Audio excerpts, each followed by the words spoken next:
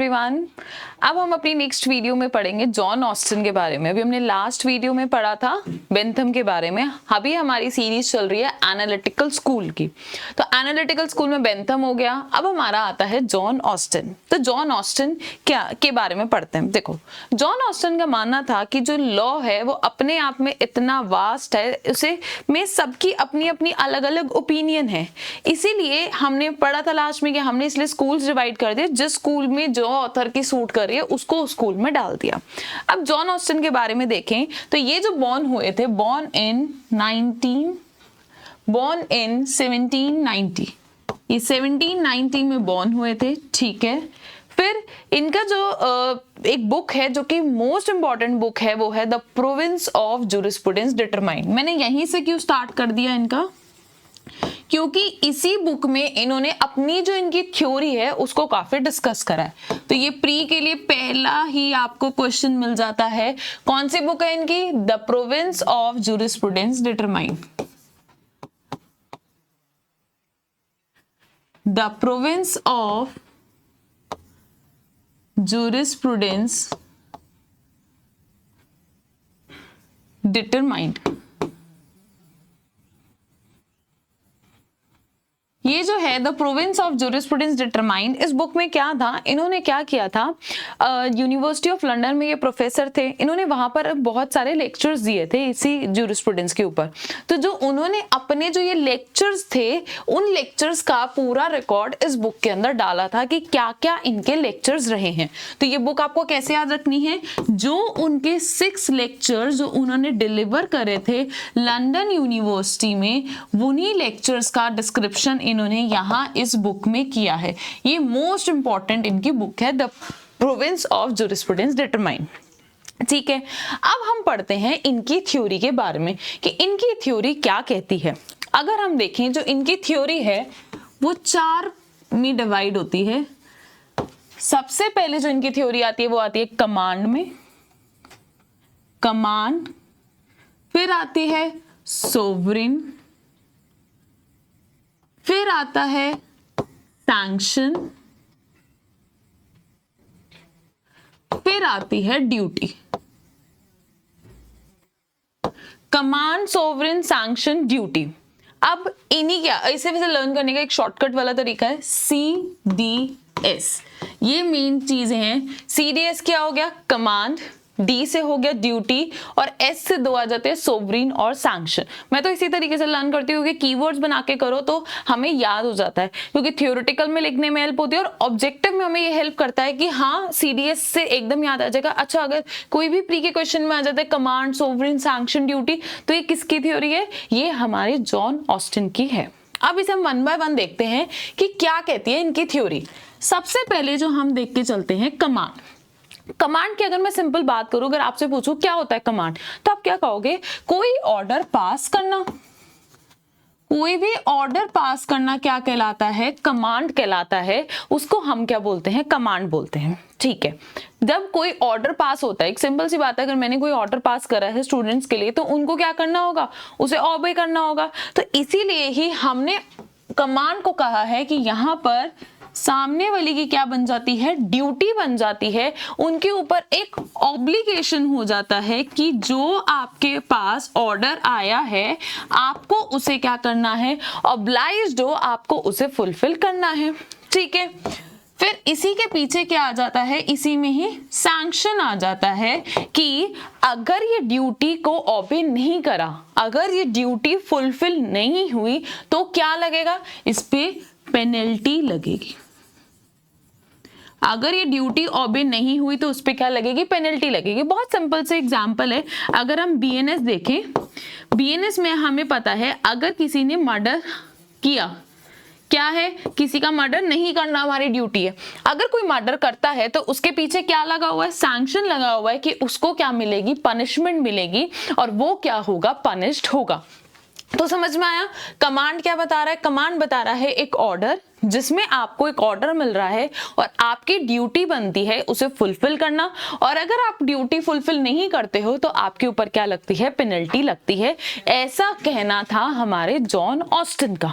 First point clear, ठीक है, अब हम जब बात करते हैं, अब हम नेक्स्ट बात करते हैं अपना सोवरिन की। सोवरिन क्या है? अगर मैं सिंपल पूछूं आपसे, सोवरिन की अगर बात करें, सोवरिन का मतलब क्या होता है? सुप्रीम। सोवरीन क्या है? सुप्रीम है, एक सुप्रीम बॉडी है जिसके ऊपर कोई और नहीं है, वो अपने आप में क्या है? सुप्रीम है। ठीक है, अब कौन सुप्रीम होगा, कौन नहीं होगा? अगर हम देखें, हम ही लोग इंडिविजुअल्स क्या करते हैं, अपने लिए कोई चूज करते हैं, तो वो जो इस पर्सन को हम चूज करते हैं वो क्या होता है? सुपीरियर होता है, उसे हमें ओबे करना होता है। तो एक ह्यूमन सुपीरियर इंफीरियर के लिए लॉज बनाता है, और वो जो इंफीरियर है वो सुपीरियर की क्या करता है? बात को मानता है। अब हम ये सोचते हैं कि कैसे होगा कि इंफीरियर सुपीरियर का रिलेशन, तो हमने कहा ये जो सुप्रीम वाली पार्ट हम देखते हैं, क्या होता है, लोग यूज्ड टू हो जाते हैं। जैसे कि एक सिंपल सी बात है, पहले क्या चलता था? राजा वाला सिस्टम चलता था, तो क्या था, लोग ओबीडियंस करने के हैबिचुअल हो गए थे। ओबीडियंस हम कब मानेंगे कि ये सुप्रीम है, ये नहीं है? तो हमें ऐसे पता चलेगा कि अगर लोग उसके ओबीडियंस, मतलब जो भी कोई वो लेकर आता है बात की ये आपको करना है, अगर लोग उसको ओबे करते हैं तो वो क्या है? सुपीरियर है। तो इसका मतलब ओबीडियंस मस्ट बी हैबिचुअल। तो जहां आपको दिखा कि ओबीडियंस हैबिचुअल चलती आ रही है, तो इसका मतलब वहां पे सुपीरियर इंफीरियर का रिलेशन है। ठीक है, फिर सुपीरियर हम कब मानेंगे? जब वो सुपीरियर क्या होगा? कॉमन होगा एंटायर सोसाइटी का। ये नहीं आज ये है, कल ये है, परसों ये नहीं। जो सुपीरियर है वो क्या है? Superior must be common to society, must be common होना चाहिए। वो किसके लिए? सोसाइटी के लिए वो क्या होगा? सुपीरियर कॉमन होगा। ठीक है, फिर थर्ड कहता है जो सोवरीन है वो सुप्रीम होना चाहिए। Sovereign must be supreme. क्यों बोला उसने सुप्रीम? क्योंकि अगर हमारा सोवरीन ही सुप्रीम नहीं होगा, उसके ऊपर भी कोई डिक्टेट करने वाला होगा, तो उसकी सोवरिनिटी नहीं आएगी। जैसे हम कहते हैं India is a sovereign country. कब बोला हमने? 1947 के बाद बोला ना। अब से तो क्यों बोला? क्योंकि पहले ब्रिटिशर्स का रूल था, अब हमारे ऊपर कोई रूल नहीं है, अब हम एक इंडिपेंडेंट है। तो ऐसे ही ऑस्टिन का कहना था कि लॉ जो सुप्रीम बना रहा है उसके ऊपर कोई सुप्रीम नहीं होना चाहिए, वो अपने आप में सोवरीन होना चाहिए। ठीक है, फोर्थ पॉइंट कहता है independent of all imperative control. उसके ऊपर कोई भी क्या है? इंडिपेंडेंट होना चाहिए, वो इंडिपेंडेंट ऑन ऑल कंट्रोल। उसके ऊपर कोई भी कंट्रोल नहीं होना चाहिए, वो अपने आप में सुप्रीम है, उसका जैसा मन करेगा वैसे करेगा। इसका मतलब सोवरीन पता लगाने के लिए 4 पॉइंट्स हो गए। फर्स्ट हो गया हमारा कि जो हम ओबीडियंस कर रहे हैं, हम तो हैबिचुअल हो गए हैं कि हाँ जो राजा ने कहा है हमने वही मानना है। जो सोवरीन है वो एक है, राजा सोसाइटी में एक ही होता है, वो सुप्रीम है, राजा से ऊपर कोई नहीं है। फिर वो इंडिपेंडेंट है, उसके ऊपर किसी का भी कंट्रोल नहीं है। तो ये हमारा बता रहा है, सोवरीन बता रहा है कि क्या होता है हमारा सोवरीन। क्लियर हुआ? इसका मतलब इनकी थ्योरी जो कमांड के रिगार्डिंग है, सोवरीन के रिगार्डिंग है, वो हमें क्लियर हुई। अब अगर हम बात करें तो ये लॉ को क्या कह रहे हैं? ये कह रहे हैं एक इंटेलिजेंट बीइंग, एक समझदार व्यक्ति जब दूसरे इंटेलिजेंट बीइंग के लिए कोई लॉ बनाता है उसको हम लॉ बोलते हैं। तो हमने क्या बोला? जब एक इंटेलिजेंट, वन इंटेलिजेंट बीइंग दूसरे इंटेलिजेंट बीइंग के लिए क्या कर रहा है? लॉ बनाकर आ रहा है, उसको हम लॉ बोलते हैं। इसका मतलब जो लॉ बना रहा है वो तो क्या हुआ? पॉलिटिकल सुपीरियर हुआ। वो तो क्या है हमारा? Political superior. और जिसके लिए बनाया जा रहा है वो क्या है हमारा? Political inferior. वो क्या होगा हमारा? पॉलिटिकल इंफीरियर होगा। ठीक है, अब इन्होंने लॉ को कैटेगरी में डिवाइड करा है, जो कि अब यहीं से फिर से प्री का क्वेश्चन आ जाता है। किसने लॉ को डिवाइड करा है? लॉ प्रॉपरली सो कॉल्ड और लॉ इम्प्रॉपरली सो कॉल्ड। इसको हम चार्ट से देखते हैं। लॉ प्रॉपरली सो कॉल्ड और law improperly so called.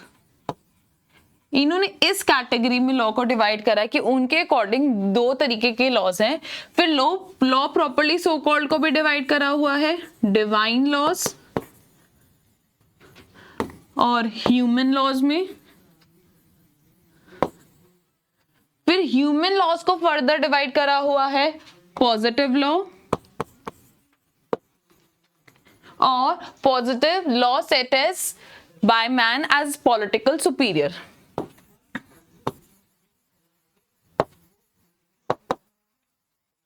Law set by man not as political superior, not as political superior। ठीक है। फिर लॉ इम्प्रॉपरली सो कॉल्ड को दो पार्ट्स में डिवाइड करा हुआ है, लॉ बाय एनालॉगी और लॉ बाय मेटाफर।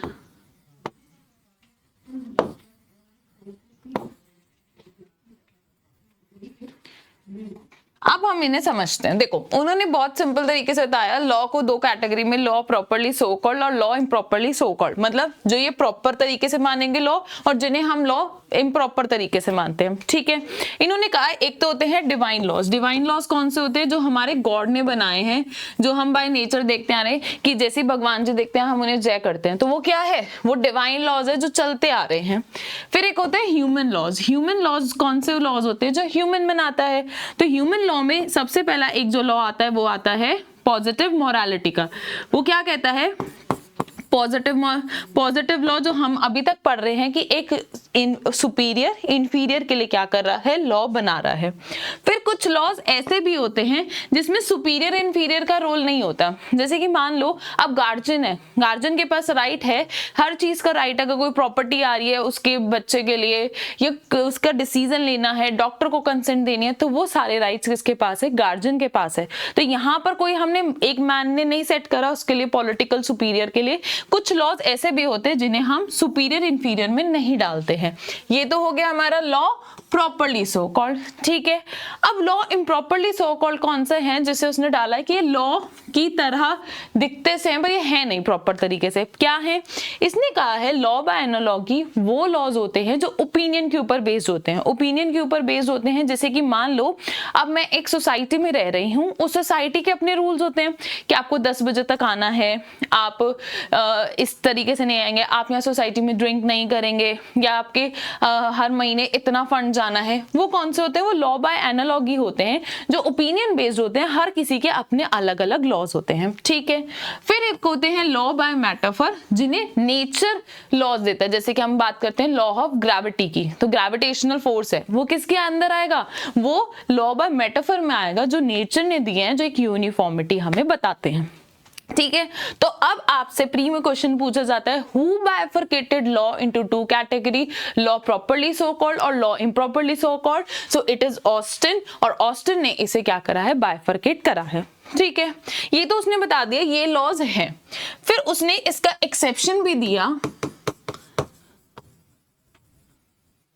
इसने एक्सेप्शन भी दिया कि 3 ऐसे लॉज हैं जो कमांड के अंदर नहीं आते। इनके पीछे तो कमांड लगा हुआ है कि अगर आपने क्लब के रूल्स नहीं फॉलो करे तो आप पे पेनल्टी लग जाएगी, कहेंगे सोसाइटी से निकलो।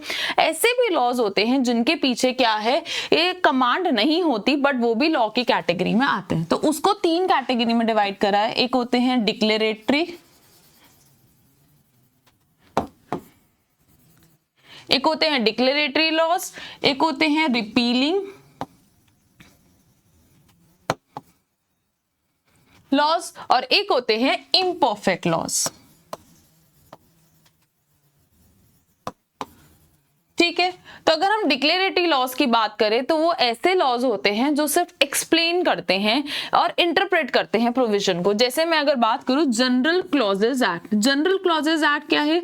इसमें सिर्फ डेफिनेशंस दी हुई हैं, कोई पनिशमेंट नहीं है, कोई कमांड नहीं है, पर ये भी लॉ है। इसलिए वो कह रहा है ऐसे लॉ जो सिर्फ डिक्लेरेशन करते हैं वो भी लॉज की कैटेगरी में आएंगे, इसलिए उसने किस में रखा है? इसे एक्सेप्शन में रखा।